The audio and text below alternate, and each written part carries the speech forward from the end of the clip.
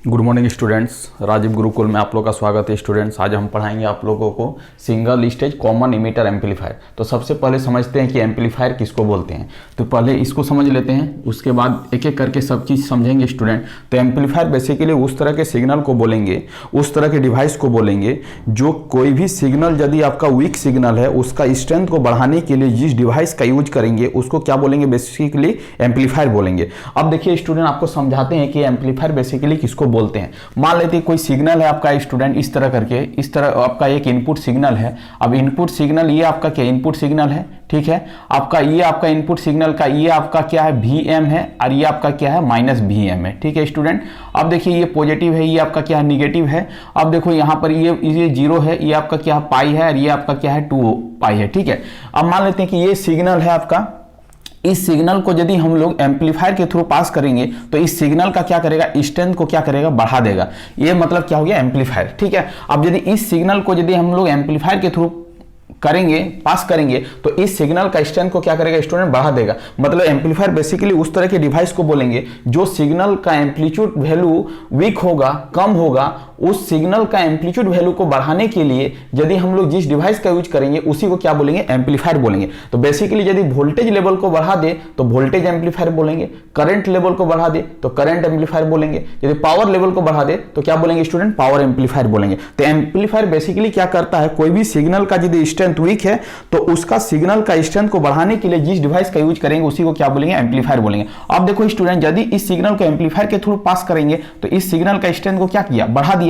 मतलब इसका लेवल को क्या किया, इंक्रीज किया। इसका लेवल को क्या कर दिया, इंक्रीज कर दिया। इसका लेवल को क्या किया, इंक्रीज किया। इसका मतलब है बेसिकली एम्पलीफायर उस तरह के डिवाइस को बोलेंगे जिस सिग्नल का स्ट्रेंथ को बढ़ाने के लिए जिस डिवाइस का यूज करें उसी को क्या बोलेंगे, एम्पलीफायर बोलेंगे। तो एम्पलीफायर चीज आपको समझ में आ गया स्टूडेंट। अब देखिए कॉमन इमीटर एम्पलीफायर। अब देखिए ये इसका नाम कॉमन इमीटर क्यों पड़ा, तो बेसिकली समझने का कोशिश करते हैं स्टूडेंट कि कॉमन इमीटर एम्पलीफायर इसको क्यों बोलते हैं। क्योंकि आपका ये आपका ट्रांजिस्टर जो होता है आपका 3 टर्मिनल का डिवाइस है। एक आपका होता है बेस, एक होता है आपका कलेक्टर, और एक आपका क्या होता है इमीटर। अब देखो स्टूडेंट कि इमीटर टर्मिनल आपका क्या है, ग्राउंड है। इमीटर टर्मिनल आपका क्या है, ग्राउंड है। इसका मतलब इस कॉन्फ़िगरेशन को हम लोग क्या बोलेंगे, कॉमन इमीटर एम्पलीफायर, क्योंकि आपका इमीटर टर्मिनल क्या है, ग्राउंड है। इसका मतलब ये भी आपका समझ में आ गया होगा कि कॉमन इमीटर इसको क्यों बोलेंगे, क्योंकि इसका इमीटर टर्मिनल क्या है, ग्राउंड है, इसीलिए इसको क्या बोलेंगे, कॉमन इमीटर एम्पलीफायर। अब आते हैं कि इसको सिंगल स्टेज क्यों बोलते हैं,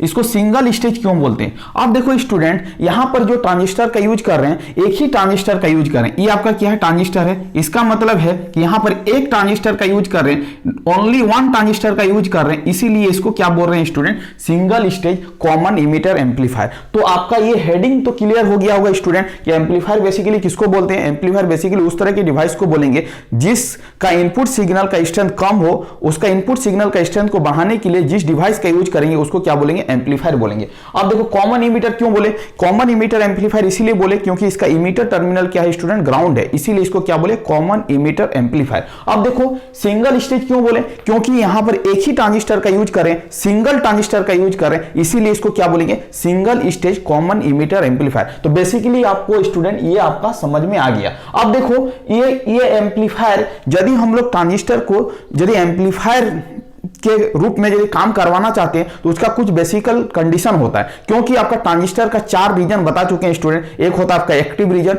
एक होता है आपका सैचुरेशन रीजन, एक होता है आपका कट ऑफ रीजन, और एक होता है इनवर्स एक्टिव रीजन। तो हम इसका एप्लीकेशन भी बताए थे, यदि ट्रांजिस्टर आपका एक्टिव रीजन में होगा तो एम्पलीफायर की तरह काम करेगा, यदि आपका ट्रांजिस्टर सैचुरेशन रीजन में यदि रहेगा तो ऑन स्विच की तरह काम करेगा, यदि आपका ट्रांजिस्टर कट ऑफ रीजन में होगा तो ऑफ स्विच की तरह काम करेगा, यदि आपका ट्रांजिस्टर इनवर्स एक्टिव रीजन में रहेगा तो आपका जो ट्रांजिस्टर है वह एटेन्यूएटर की तरह काम करेगा। इसका मतलब हमें क्या बनाना है स्टूडेंट, एम्पलीफायर बनाना है। इसका मतलब ट्रांजिस्टर को किस रीजन में रखना होगा, ट्रांजिस्टर को एक्टिव रीजन में रखना होगा, तभी जाके ट्रांजिस्टर आपका बिहेव करेगा एम्पलीफायर की तरह। इसका मतलब है, इसका कुछ कंडीशन है कि ट्रांजिस्टर किस रीजन में होना चाहिए, एक्टिव रीजन में होना चाहिए। किस रीजन में होना चाहिए, एक्टिव रीजन में होना चाहिए। तो हम लोग बता चुके हैं स्टूडेंट कि एक्टिव रीजन में होने के लिए आपका बेस टू इमीटर टर्मिनल क्या होना चाहिए, फॉरवर्ड बायस में होना चाहिए, और कलेक्टर टू बेस टर्मिनल क्या होना चाहिए, रिवर्स बायस में होना चाहिए,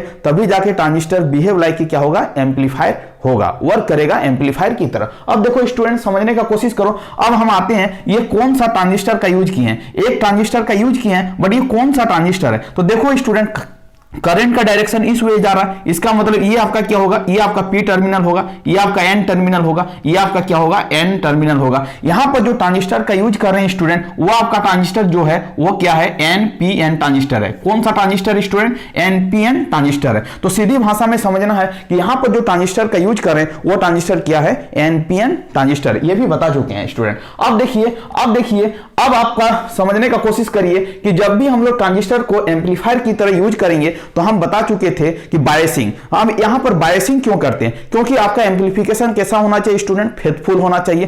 तो फेथफुल एम्पलीफिकेशन बनाने के लिए हम लोग क्या करेंगे, बायसिंग करेंगे। तो बायसिंग भी पढ़ा चुके हैं। बायसिंग बेसिकली कितने तरह के होते हैं, तो बायसिंग आपका 3 तरह का होता है। एक होता है आपका सेल्फ बायस, एक होता है common collector to emitter, common collector to base bias, और एक होता है पोटेंशियल डिवाइडर बायसिंग। इसका मतलब है स्टूडेंट कि बायसिंग में भी हम बताए थे कि वोल्टेज डिवाइडर बायसिंग जो होता है सबसे अच्छा बायसिंग है। इसी में एम्पलीफिकेशन क्या होता है, फेथफुल होता है, बहुत बढ़िया होता है। इसका मतलब है कि ये भी चीज को याद रखना है कि जब भी हम ट्रांजिस्टर को एम्पलीफायर की तरह वर्क करवाएंगे तो उसका प्रॉपर क्या होना चाहिए, बायसिंग होना चाहिए। बायसिंग क्यों करते हैं, बायसिंग इसलिए करते हैं क्योंकि एम्पलीफिकेशन क्या हो, फेथफुल हो। और उसमें क्या होता है, क्यू पॉइंट को हम लोग क्या करते हैं, फिक्स करते हैं। वो क्या होता है, डीसी लोड लाइन के मिडिल में होना चाहिए। मिडिल में होने से एम्पलीफिकेशन क्या होगा, फेथफुल होगा। इसीलिए हम लोग क्या करते हैं, क्यू पॉइंट को फिक्स करते हैं। क्यू पॉइंट को फिक्स करने के लिए हमको बायसिंग करना बहुत जरूरी है। यदि बायसिंग नहीं करेंगे तो मेरा क्यू पॉइंट क्या होगा, मिडिल में नहीं आएगा, फिक्स नहीं होगा। वो क्या होगा, अप एंड डाउन मतलब फिक्स नहीं होगा, वो वेरी करेगा। तो जब वेरी करेगा तो एम्पलीफिकेशन बढ़िया नहीं होगा। इसीलिए हम लोग को क्या करना है, क्यू पॉइंट को फिक्स करना है। तो क्यू पॉइंट को किस तरफ फिक्स करेंगे, तो हम लोग क्या करेंगे, बायसिंग टेक्निक लगा के क्या करेंगे, क्यू पॉइंट को फिक्स करेंगे। अब देखो स्टूडेंट, अब यहां तक समझ में आ गया ये कैसा होना चाहिए, एक्टिव रीजन में होना चाहिए। और बायसिंग करेंगे तो कौन सा बायसिंग बढ़िया होगा, वोल्टेज डिवाइडर बायसिंग सबसे बढ़िया है। तो ये जब भी हम लोग कोई भी ट्रांजिस्टर को एम्पलीफायर की तरह वर्क करवाएंगे, ये नेसेसरी कंडीशन है। इस कंडीशन को क्या करना, फॉलो करना। ट्रांजिस्टर एक्टिव रीजन में होना चाहिए, और जो सर्किट का यूज करेंगे वो सर्किट कैसा होना चाहिए, वोल्टेज डिवाइडर होना चाहिए, क्योंकि इसमें बायसिंग क्या होगा, बहुत बढ़िया होगा। अब देखो स्टूडेंट, सबसे पहले समझते हैं कि यहां पर वोल्टेज डिवाइडर सर्किट क्या है। तो सीधे बात में समझने का कोशिश करो स्टूडेंट, यहां से लेके यहां तक जो सर्किट है, यहां से लेके जो यहां तक का जो सर्किट है, जो हम घेर रहे हैं स्टूडेंट, उसको आप ध्यान से समझने का कोशिश करिए। ये आपका जो सर्किट है, ये आपका वोल्टेज डिवाइडर सर्किट है। ये क्या है, वोल्टेज डिवाइडर सर्किट है। जो हम घेर दिए हैं ये आपका क्या, वोल्टेज डिवाइडर सर्किट है। अब जब भी हम लोग बायसिंग करेंगे तो हम लोग क्या करेंगे स्टूडेंट, डीसी एनालिसिस करेंगे। डीसी एनालिसिस करके हम लोग क्या करेंगे, उसका लोड पॉइंट, उसका क्यू पॉइंट को क्या करेंगे स्टूडेंट, फिक्स करेंगे। क्वेश्चन पॉइंट को क्या करेंगे, फिक्स करेंगे, डीसी लोड लाइन के मिडिल में लाएंगे। इसीलिए क्या करेंगे, उसको बायसिंग करेंगे। तो बायसिंग करने के लिए हम लोग क्या करते हैं स्टूडेंट, डीसी एनालिसिस करते हैं। तो ये इस सर्किट में आपका 2 कनेक्शन दिया गया स्टूडेंट। एक आपका देखिए इनपुट दिया गया है, ये इनपुट कैसा है, एसी सिग्नल है। ये आपका क्या है, एसी सिग्नल है, और ये आपका क्या, डीसी सिग्नल है। आप बोलोगे कि सर इस सर्किट में दोनों इनपुट एक साथ क्यों दे रहे हैं, तो हम बोलेंगे एक इनपुट का काम रहेगा बायसिंग करने के लिए, बायसिंग मतलब क्यू पॉइंट को फिक्स करने के लिए, और एक सिग्नल का काम रहेगा ये एसी सिग्नल को यहां से यहां तक तो मतलब एम्पलीफाई करने के लिए। तो 2 सिग्नल है, एक है आपका एसी का काम है आपका मतलब आउटपुट मिलेगा आपका एसी, और आपका जो मतलब बायसिंग करने के लिए हम लोग जो यूज करेंगे वो क्या करेंगे, डीसी करेंगे। तो बायसिंग क्यों करेंगे, क्यू पॉइंट को फिक्स करने के लिए। अब देखो स्टूडेंट, यहां पर आपका कुछ पैरामीटर दिया गया है, तो इसको क्या बोलेंगे, R1 रेजिस्टेंस, ये आपका R2 रेजिस्टेंस है,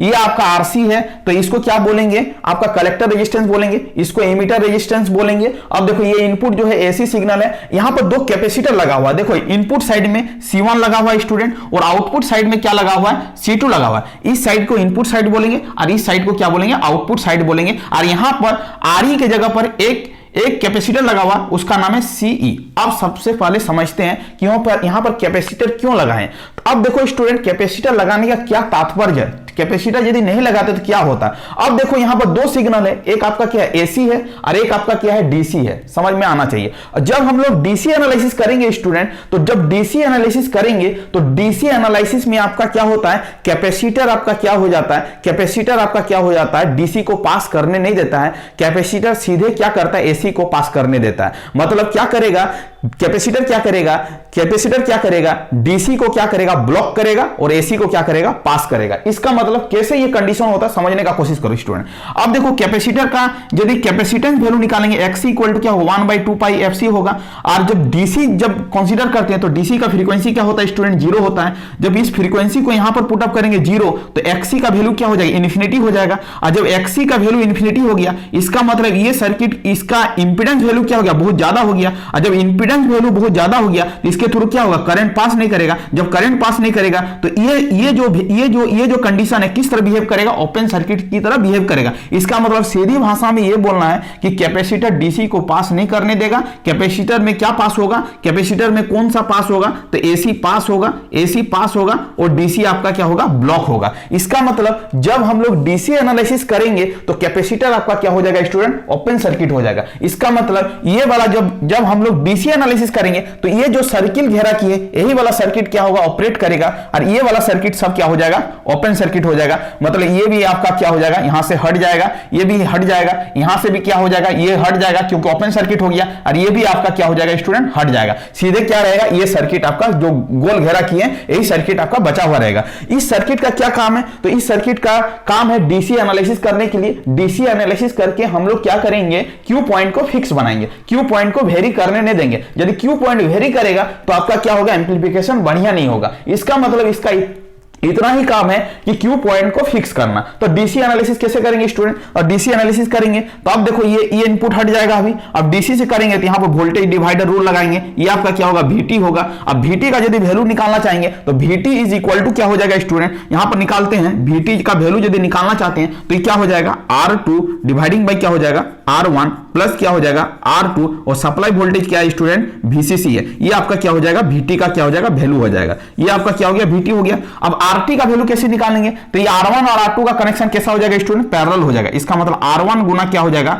R2 और डिवाइडिंग बाई क्या हो जाएगा, R1 प्लस क्या हो जाएगा आपका R2 हो जाएगा। ठीक है स्टूडेंट। अब देखो ये क्या है, RC है और ये आपका क्या RE है। अब देखो सीधी भाषा में यदि हम लोग इस सर्किट में यहां से लेके यहां तक यदि हम लोग क्या लगाते हैं, केवीएल लगाते हैं, तो यदि केवीएल लगाएंगे तो क्या होगा, ये VCC है तो VCC माइनस क्या होगा, IC इंटू क्या होगा, RC माइनस क्या होगा, VCE। इसके जो अक्रॉस ड्रॉप होगा वो क्या लिखेंगे, वोल्टेज कलेक्टर टू इमीटर। उसके बाद देखो यहां पर जो आएगा ये क्या हो जाएगा, माइनस RE और इसके टर्मिनल के अक्रॉस जो करंट पास करेगा I, तो इस इक्वल टू क्या करेंगे, 0 करेंगे स्टूडेंट। ये आपका VC है, ये आपका क्या माइनस IC इंटू RC है, ये आपका VCE है, ये आपका RE है। हम बता चुके हैं I इक्वल टू क्या होता है, IC प्लस क्या होता है, IB होता है स्टूडेंट। अब देखो इसी को कॉपी किए हैं, ये आपका कॉपी है, ये आपका कॉपी है, ये आपका कॉपी है। अब जानते हो IC इक्वल टू क्या होता है, बीटा टाइम्स ऑफ IB होता है। यदि IB का वैल्यू निकालना चाहेंगे तो IC बाई क्या होगा, बीटा होगा। तो IC को रिप्लेस कर रहे हैं IC बाई बीटा से। इसका मतलब VCC is equal to IC into क्या होगा, RC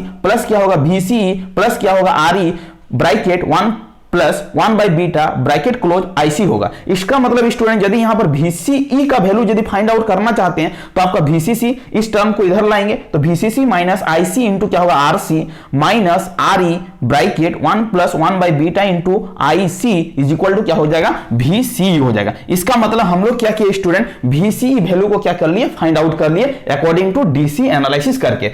डीसी एनालिसिस करके हम लोग क्या करेंगे, क्यू पॉइंट को फिक्स बनाएंगे। अब देखो स्टूडेंट, अब समझने का कोशिश करो। अब यहां पर देखने का कोशिश करते हैं कि अब जब हम एसी एनालिसिस करेंगे तो एसी एनालिसिस करेंगे तो एसी एनालिसिस करेंगे तब आपका क्या हो जाएगा, कैपेसिटर यहां पर कनेक्टेड हो जाएगा। क्योंकि एसी एनालिसिस में कैपेसिटर क्या होता है, कैपेसिटर क्या करता है, एसी को पास करता है। ये एसी को क्या करेगा, पास करेगा, एसी को क्या करेगा, पास करेगा। अब समझने का कोशिश करो स्टूडेंट कि अब क्या है, क्यू पॉइंट फिक्स हो गया। डीसी एनालिसिस करके क्या किया, क्यू पॉइंट को फिक्स बना लिए। अब हम लोग का कैपेसिटर का क्या रोल रहेगा, कैपेसिटर इतना ही काम करेगा, डीसी और एसी को मिक्सअप नहीं होने देगा, डीसी और एसी को मिक्सअप नहीं होने देगा। अब देखो समझने का कोशिश करो, अब जब इनपुट देंगे तो इनपुट कैसा सिग्नल है, एसी सिग्नल है। अब एसी सिग्नल है तो एसी सिग्नल का जो ये सिग्नल का स्ट्रेंथ जो है, क्योंकि ये बहुत वीक सिग्नल है और वीक सिग्नल को क्या करना है, एम्पलीफाई करना है। तो जब वीक सिग्नल है तो इसका बेस भी करंट क्या होगा, बहुत वीक होगा, तो ये क्या बोलेंगे, आईबी बोलेंगे, स्मॉल आईबी से नोटिफिकेशन करेंगे स्टूडेंट। अब देखो सीधी भाषा में समझने का कोशिश करो। अब इसका दो पार्ट होता है, एक होता है आपका पॉजिटिव पार्ट और एक आपका क्या होता है, निगेटिव पार्ट, ठीक है। अब देखो जब पॉजिटिव पार्ट देंगे तो ये पॉजिटिव पार्ट है तो आईबी वैल्यू क्या है, पॉजिटिव, मतलब आईबी वैल्यू को हम लोग इंक्रीज मानेंगे। और जब निगेटिव पार्ट जाएगा तो आईबी वैल्यू क्या हो जाएगा, निगेटिव हो जाएगा, क्योंकि निगेटिव इसीलिए कर रहे हैं। और निगेटिव को हम लोग क्या मानेंगे, कम मानेंगे, और पॉजिटिव को क्या मानेंगे, ज्यादा मानेंगे। अब समझने का कोशिश करो स्टूडेंट। अब देखो यहां पर ये सिग्नल है आपका, ये सिग्नल है। अब ये सिग्नल क्या करेगा, ये सिग्नल इसके थ्रू पास करेगा। अब पास करने के बाद क्या होगा, देखो यहां पर समझने का कोशिश करो। अब देखो यहां पर यदि आपका आईबी, जब पॉजिटिव में हम लोग कंसीडर करें कि स्मॉल आईबी का वैल्यू क्या है आपका, ज्यादा है, ठीक है। यदि आईबी का वैल्यू ज्यादा होगा स्टूडेंट तो आईसी इज इक्वल टू क्या होता है, बीटा टाइम्स ऑफ क्या होता है, आईबी होता है। इसका मतलब आईबी वैल्यू यदि ज्यादा है पॉजिटिव हाफ साइकिल में तो आईसी का भी वैल्यू क्या होगा, ज्यादा होगा, क्योंकि बीटा आईबी वैल्यू इंक्रीज कर रहा है। इसका मतलब है आईसी वैल्यू भी क्या होगा, इंक्रीज करेगा। जब आईसी वैल्यू इंक्रीज करेगा स्टूडेंट तो यहां से समझने का कोशिश करो, ये वैल्यू इंक्रीज कर रहा, आईसी इंक्रीज कर रहा, ये आईसी इंक्रीज कर रहा है। इसका मतलब निगेटिव टर्म क्या हो रहा है, इंक्रीज कर रहा है। निगेटिव टर्म क्या हो रहा है, इंक्रीज कर रहा है। इसका मतलब जब निगेटिव वैल्यू इंक्रीज करेगा तो वीसीसी से जब इसको माइनस करेंगे तो VCE का वैल्यू क्या होगा, VCE का वैल्यू क्या होगा, घटा हुआ महसूस होगा। मतलब ये क्या करेगा, डिक्रीज करेगा। कब डिक्रीज करेगा, जब आप पॉजिटिव हाफ साइकिल पास करोगे तब। जब आप निगेटिव हाफ साइकिल इसके थ्रू पास करोगे तब आईबी क्या वैल्यू क्या है, निगेटिव है। निगेटिव को हम लोग डिक्रीज कंसीडर करेंगे। तो जब निगेटिव है तो डिक्रीज कर रहा है, और जब आईबी वैल्यू डिक्रीज कर रहा है तो आईसी भी वैल्यू क्या होगा, डिक्रीज करेगा, क्योंकि आईबी यदि घटा हुआ है तो आईसी भी क्या होगा, घटा होगा। तो आईसी क्या होगा, डिक्रीज करेगा। जब आईसी यहां पर डिक्रीज करेगा स्टूडेंट, ये आईसी आपका ये डिक्रीज करेगा तो ये आपका वैल्यू, ये इफेक्ट क्या होगा, डिक्रीज करेगा। और डिक्रीजिंग वैल्यू से इसको घटाएंगे तो ये वाला वैल्यू सेकंड केस में क्या करेगा, इंक्रीज करेगा। इसका मतलब है कि आपका इस कंडीशन से आपका इस तरह करके आउटपुट मिलेगा। अब देखो ये आउटपुट क्या है, ये पॉजिटिव है, ये आपका निगेटिव है। जब ये पॉजिटिव वेव फॉर्म इसके थ्रू पास करेगा तो ये ट्रांजिस्टर क्या करेगा, इसको 180 डिग्री क्या करेगा, फेज शिफ्ट करेगा, और एम्पलीफाई भी करेगा, साथ साथ क्या करेगा, फेज शिफ्ट भी करेगा। इसका मतलब पॉजिटिव पार्ट को किस में कन्वर्ट कर देगा, निगेटिव में कन्वर्ट कर देगा, और निगेटिव पार्ट को किस में कन्वर्ट कर देगा, पॉजिटिव में कन्वर्ट कर देगा। इसका मतलब है आपसे पूछे कि कॉमन इमीटर एम्पलीफायर में क्या होता है तो आपको बोलना है 180 डिग्री का क्या होता है, फेज शिफ्ट होता है। 180 डिग्री का क्या होता है स्टूडेंट, फेज शिफ्ट होता है। 180 डिग्री का क्या होता है, फेज शिफ्ट होता है। फेज शिफ्ट क्यों होता है, क्योंकि जो इनपुट दे वो उसका क्या होगा, उल्टा करके दिखाएगा। देखो ये पॉजिटिव है तो ये क्या हो रहा है, निगेटिव, और ये निगेटिव है तो ये क्या हो रहा है, पॉजिटिव। और देखो इसका जो एम्पलीट्यूड वैल्यू है यहां पर इतना है,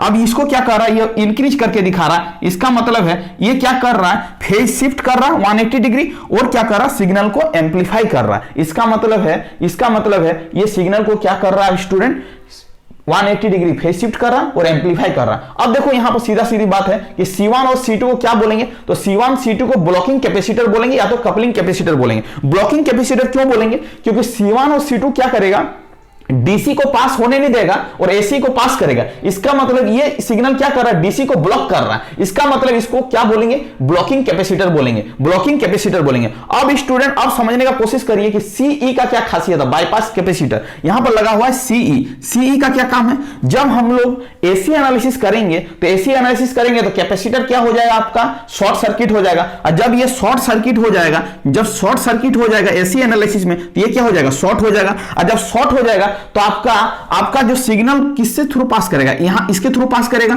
यहां पर आपका ड्रॉप क्या हो जाएगा, जीरो हो जाएगा। यहां पर ड्रॉप जीरो हो जाएगा, और जब यहां पर ड्रॉप जीरो हो जाएगा तो आपका आउटपुट भी सिग्नल क्या होगा, एम्पलीफाई ज्यादा होगा।